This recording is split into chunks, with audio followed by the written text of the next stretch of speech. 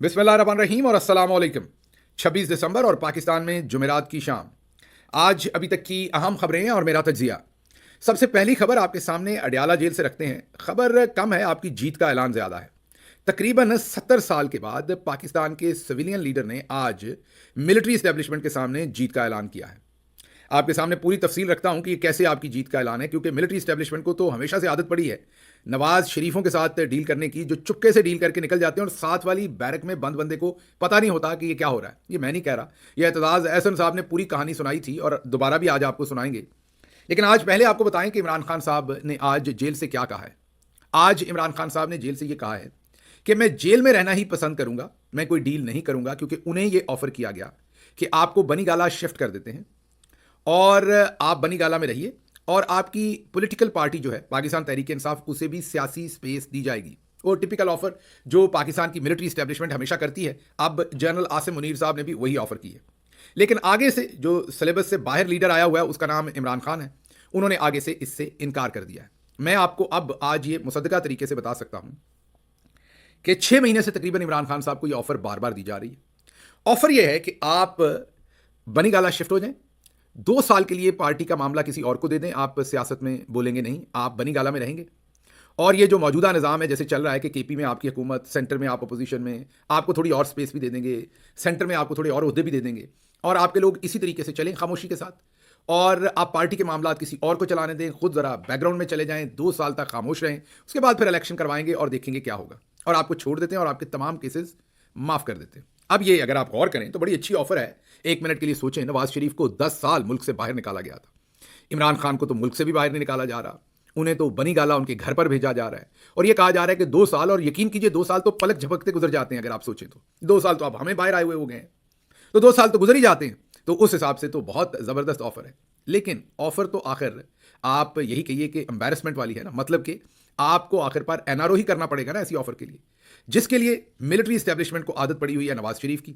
जब उन्होंने डील की थी और साथ वाली बैरक में भी किसी को पता नहीं चला था, और तब पता चला था जब वो डील करके पाकिस्तान से निकल गए थे। ये मैं नहीं कह रहा, ये उनके उस वक्त के वकील एतजाज़ एहसन साहब ने ये बात टेलीविजन पर सुनाई थी। आज आपको फिर इसका किस्सा सुनाएंगे, लेकिन पहले ज़रा वापस आपको आज जो आपकी जीत का ऐलान है उसके ऊपर बात कर लें। पिछले 70 साल में जब भी मिलिट्री इस्टेब्लिशमेंट के हत्थे कोई भी सियासी लीडर चढ़ा, तो मिलिट्री इस्टेब्लिशमेंट ने उसके ऊपर 4-5 प्रॉन्ग स्ट्रेटेजी जो है वो इंप्लीमेंट कर दी, और धड़ाधड़ यके बाद दीगरे हमले किए जाते हैं। सबसे पहला हमला तो वो करप्ट होता है, सबसे पहले वो इनकम्पिटेंट होता है, उसके पीछे वो करप्ट होता है, उसके पीछे वो मुल्क दुश्मन भी होता है, फिर उसका मजहब भी ठीक नहीं होता, फिर उसका जाती किरदार भी ठीक नहीं होता। ये तमाम टेक्स्ट बुक सारी चीज़ें हैं जो पाकिस्तान की मिलिट्री इस्टेब्लिशमेंट जो है, जो टॉप पे बैठे होते हैं, वो ताबड़तोड़ हमले करते हैं, रॉ का एजेंट भी बना देते हैं, सीआईए का भी, मुल्क दुश्मन भी है, इनकम्पिटेंट भी है, नालायक भी है, करप्ट भी है। तो ये सारी चीज़ों का वेमेनाइजर भी है, शराब भी पीता है, मजहब के मामला भी अच्छे नहीं है। तो ये सब कुछ मिला जुला के ना जो भी पॉलिटिकल लीडर होते हैं उनकी तबाही फेर दी जाती है।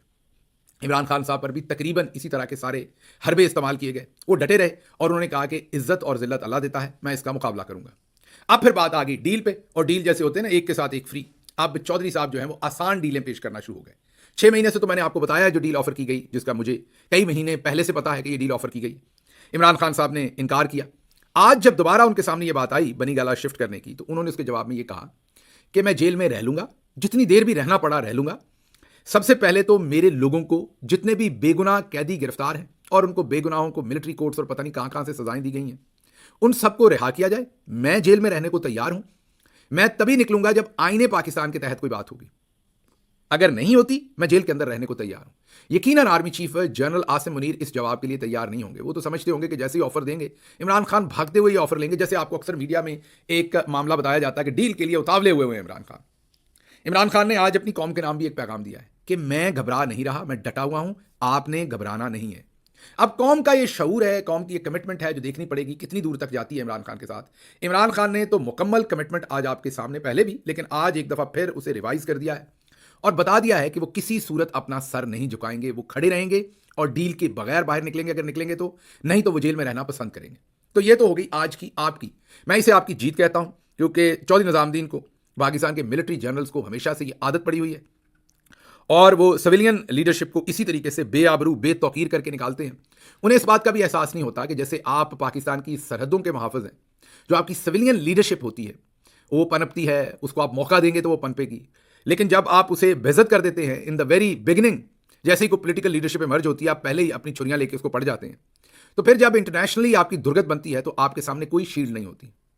आप ये समझिए कि अगर आप जिस्म के अंदर हड्डी हैं तो हड्डी की हिफाजत गोश्त करता है। अगर हड्डी के ऊपर से गोश्त उतर जाए तो जितनी मर्जी मजबूत हड्डी हो वो बेकार हो जाती है, वो आपके जिस्म का हिस्सा नहीं रह पाती। तो अगर मिलिट्री जनरल्स को, आसिम मुनीर साहब और दूसरे जनरल्स को ये समझ नहीं आती कि अगर जिस्म सिर्फ हड्डियों की वजह से चल पड़ता तो फिर सिर्फ हड्डियां होती, उनके ऊपर मसल्स और उनके ऊपर जो गोश्त पोश्त है वो ना होता। पॉलिटिकल लीडरशिप आपको कवर देती है, पॉलिटिकल लीडरशिप की सॉफ्ट पावर होती है, वो आपको तब इस्तेमाल करती है आपकी ताकत को जहां इस्तेमाल आपकी ताकत को करना चाहिए। लेकिन आप तो नंगे होकर खुद ही अपनी ताकत बाहर आके इस्तेमाल करना चाहते हैं, तो आप गोश्त को उड़ा के रख देते हैं ऊपर से। वैसे तो गोश्त को दुश्मन उड़ाता है, लेकिन आप खुद बाहर आने के लिए, जो आपके इर्द गिर्द आपके कवर के लिए नेचर ने गोश्त बनाया हुआ है, आप उसी को उड़ा देते हैं और नेकेड होकर अपना काम डालना चाहते हैं। पहली दफा आपको एक ऐसा लीडर मिला है जो कहता है मैंने घबराना नहीं है, और पहली दफा उसकी कौम भी नहीं घबरा रही। आपको अभी हम मलक अदरीस की छोटी बेटी का आज का खिताब सुनाते हैं और पैगाम सुनाते हैं जो उन्होंने army chief general Asim Munir साहब के नाम दिया है। लेकिन पहली खबर तो आपको अडयाला जेल से देनी थी कि इमरान खान डटे हुए हैं, डील नहीं करेंगे, जेल में रहेंगे, जेल में रहने को प्रेफर करेंगे। उन्होंने ये भी कहा कि मुझे अपने कारकुनों पर फख्र है, मुकम्मल एतमाद है। उन्होंने अफगानिस्तान कार्रवाई पर दुख का इजहार किया। उन्होंने कहा कि ये जो कुछ भी हो रहा है मुनासिब नहीं हो रहा। अफगानिस्तान और पाकिस्तान में बड़ी देर के बाद अमन आया, बातचीत से मसले हल होने चाहिए थे। ये बमबारी और ये जो लोग शहीद हो रहे हैं दोनों तरफ, और ये मुनासिब नहीं है, दुरुस्त नहीं है, इसके ऊपर रीथिंक करना चाहिए। ये किसी के कहने पर आग दोबारा अपने घर में नहीं लेके आनी चाहिए। उसके बाद अगली खबर आपको मैंने ये देनी है कि आज इमरान खान साहब का खुसूसी मेरे नाम पैगाम भी मुझे पहुंचा। उसमें कुछ हदायत थी जिन पर इंशाल्लाह मुकम्मल अमल होगा, और आज से ही उस पर काम शुरू कर दिया जाएगा जो उन्होंने नई हदायत भेजी हैं। ये खुसूसी पैगाम था, मेरे नाम था। जब मैं आज सुबह उठा तो ये पैगाम मुझे मिला कि खान साहब ये चाहते हैं कि मैं ये करूं। वो इंशाल्लाह आपके सामने जब अनफोल्ड होगा तो आपके सामने भी आ जाएंगी चीज़ें। लेकिन ये खुसूसी पैगाम जो है, इसके ऊपर मैं ये आपको बता देता हूं कि पूरा मनो अन अमल होगा। उसके साथ साथ उन्होंने पूरी पार्टी को ताकीद की है। जो दूसरी बात है, जो अगली बात बताने लगा हूं, मुझे भी ताकीद की है, और वो ये है कि तरसीलात ज़र जो है वो ओवरसीज़ पाकिस्तानियों ने मुकम्मल तौर पर रोक देनी है। 31 जनवरी तक तय हुआ है कि मुज़ाकरात के मामलात को देखा जाएगा, और उस वक्त तक ओवरसीज़ पाकिस्तानी अपनी तरसीलात आज से मुकम्मल तौर पर बंद कर दें। अब इसके ऊपर भरपूर मुहिम चलाने की आपको ज़रूरत है। आपको सबके साथ बात करने की ज़रूरत है। ये आपने अपने लिए नहीं करनी, ये आपने अपनी आने वाली नस्लों के लिए करनी। ये आपने इमरान खान पर भी एहसान नहीं करना। जिस तरीके से आपको ट्रीट किया गया कि आपके शनाख्ती कार्ड बंद कर देंगे, आपके पासपोर्ट बंद कर देंगे, आपको गद्दारे वतन कह के पुकारा गया, इंतशारी टोला कह के पुकारा गया, इसके लिए ज़रूरी है कि आप एक स्ट्रॉन्ग मैसेज भेजें अपनी इंटेग्रिटी के लिए, अपनी जो रिस्पेक्ट है उसके लिए, अपनी सेल्फ स्टीम के लिए। आपके लिए ज़रूरी है कि आप ये पैगाम भेजें। हम कोई आपको मुल्क दुश्मन काम करने को नहीं कह रहे। ये पैसे इवेंचुअली आपने वहीं भेजने, इनको फिलहाल रोकिए ताकि इनको पता चले कि जब आवाम इकट्ठी होती है तो उसका नतीजा क्या होता है। इनकी पूरी की पूरी गेम, पूरी की पूरी दुकानदारी जो है वो पैसे के ऊपर है। आप पैसा रोक देंगे, ये लोग रुक जाएंगे।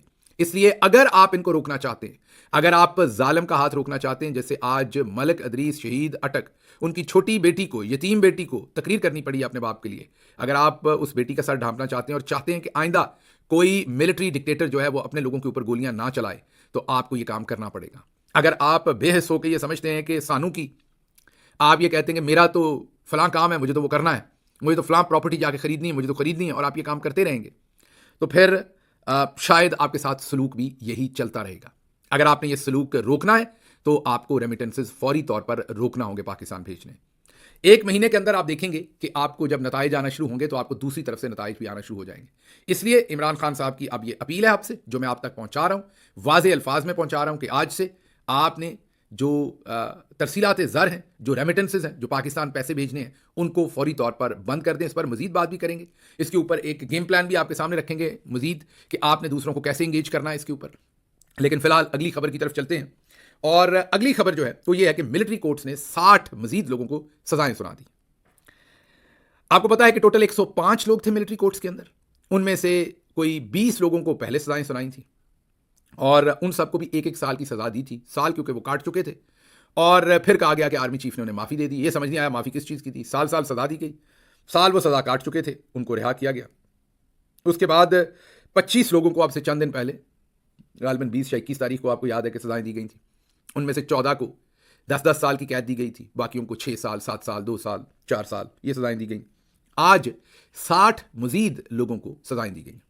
इनमें हसन न्याजी जो इमरान खान के भांजे हैं, उनको 10 साल कैद बामुशक्कत दी गई है।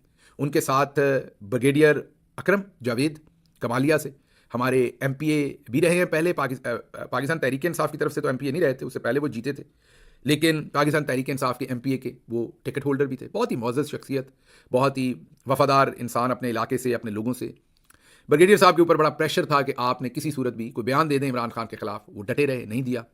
तो अब उन्हें 6 साल कैद जो है वो उसकी सज़ा सुनाई गई है। उस्मान अकरम जो है वो मियां महमूद रशीद के दामाद हैं, उन्हें 2 साल की कैद सुनाई गई है। अबाद फ़ारूक, आपको पता है, जिनका बच्चा भी बेचारा इस दुनिया से चला गया था इसी सारे मामले के अंदर, अबाद फ़ारूक को 2 साल की कैद सुनाई गई है। हैदर मजीद जो हसान न्याजी के साथी थे, वकील थे, उनको 2 साल की कैद सुनाई गई है।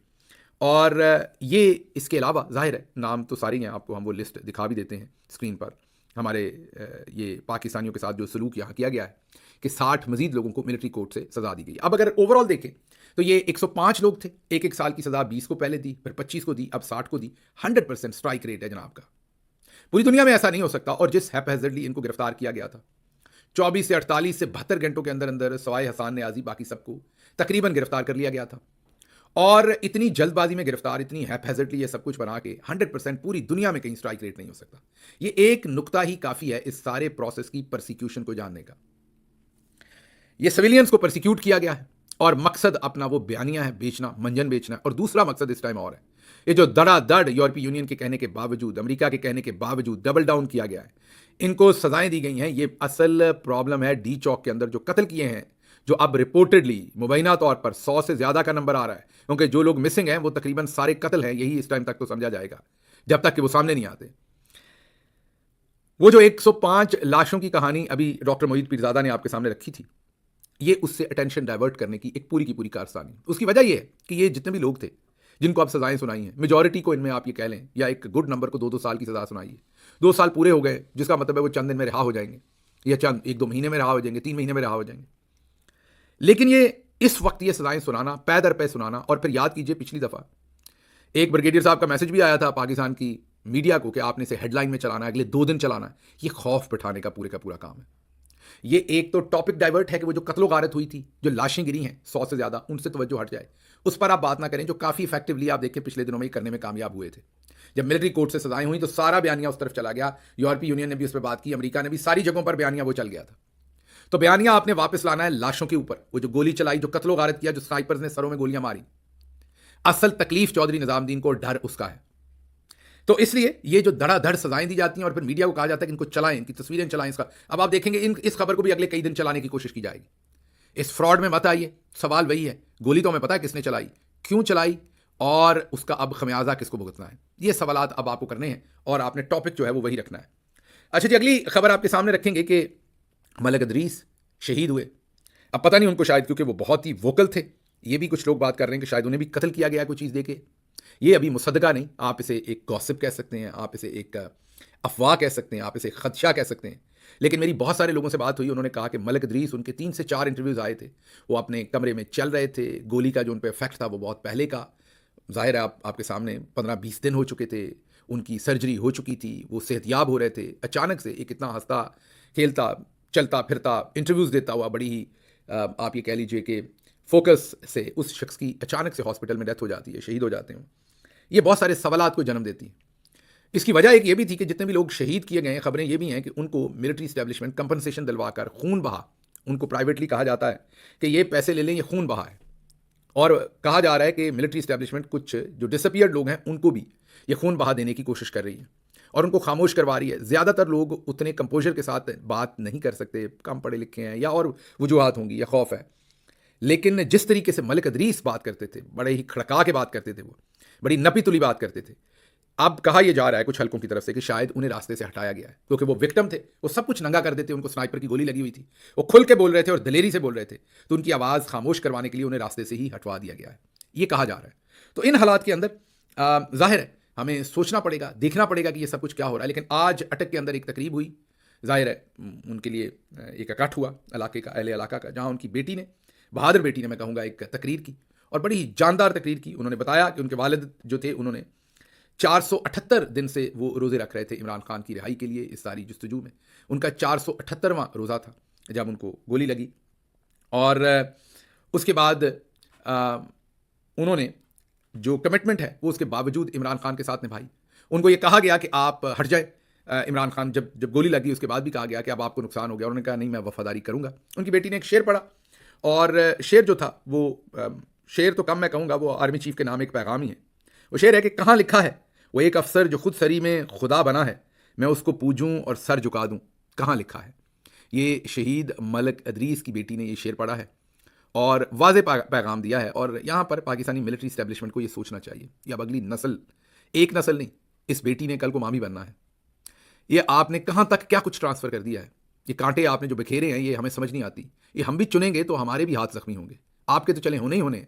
अगर आपकी राहों में बिखरे हुए ये कांटे हम चुनने की कोशिश करेंगे तो मीन जो भी चुनने की कोशिश करेगा उसके हाथ जख्मी होंगे। आपको या तो समझ नहीं या फिर आप किसी एजेंडे पर ये सब कुछ कर रहे हैं, हमें पता नहीं है कि आप अपने मुल्क के शहरियों के साथ ये सलूक कर रहे हैं और इतना दूर तक कर रहे हैं और अगली नस्लों तक ये सब कुछ ट्रांसफ़र कर रहे हैं। आप डराना चाहते थे, आपने गोलियां मारी थी सरों में स्नाइपर्स के थ्रू, कि ये लोग डर जाएंगे। आप देखिए मलक अदरीस शहीद हो गए, उनकी बेटी आपको पूछ रही है कि कहाँ लिखा है वो एक अफसर जो खुद सरी में खुदा बना है, मैं उसको पूजूं और सर झुका दूं, कहाँ लिखा है। ये अब उसकी बेटी आपसे सवाल पूछ रही है। तो ये डर तो नहीं फैला, ये तो डर उड़ गया है। ये तो बच्चे बहादुरी के साथ आपसे सवाल पूछ रहे हैं। छोटे बच्चे अब आपके सामने डट के खड़े हो गए।